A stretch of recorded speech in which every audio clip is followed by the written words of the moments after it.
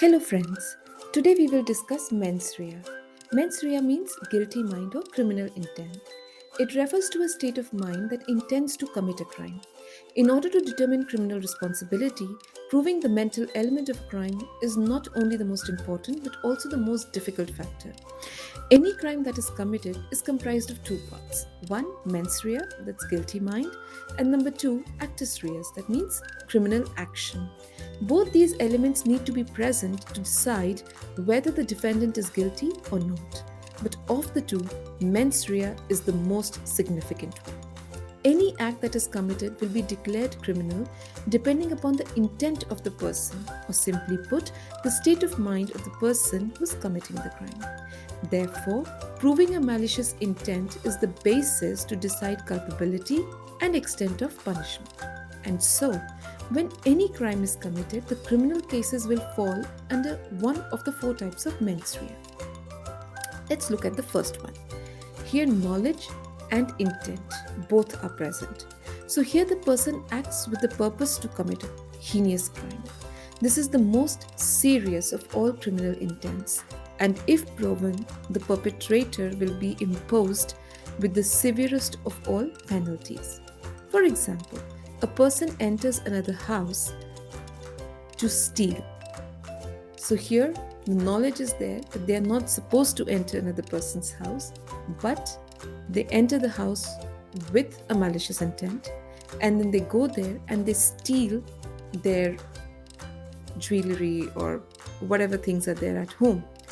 So then this act becomes a serious crime because it is a purposeful criminal intent that is present there, and hence the person will be imposed with the severest of punishment for the crimes that they have committed. Second comes knowledge, but no intent. So here the person is aware that their actions can inflict an injury on the other person, but the intent is not to hurt the other person. For example, two people enter into heated arguments over a petty issue, and in that process it escalates and they start hitting one another and injures each other severely. So this is the kind of mens rea where the knowledge is there that if they will fight it can escalate, but the intent is not to inflict an injury. Third is recklessness. Now what is reckless behavior? Here the person is aware of the risks that might arise as a result of their behavior, but still engages in the act believing that nothing is going to go wrong. For example, a person is drunk and even though he is aware of the consequences, decides to drive the car and causes an accident where another party is injured. So he will be liable for recklessly causing injury to the other party. Or say a case of speeding in a school area where the speed limits are very, very low so that no student is harmed.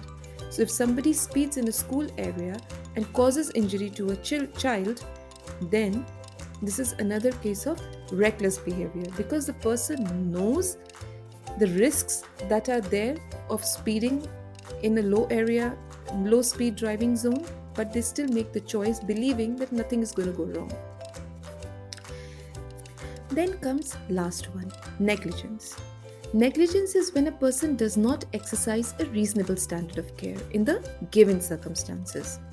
For example, a babysitter is not focused on the kid that she is taking care of, and as a result, the kid is injured.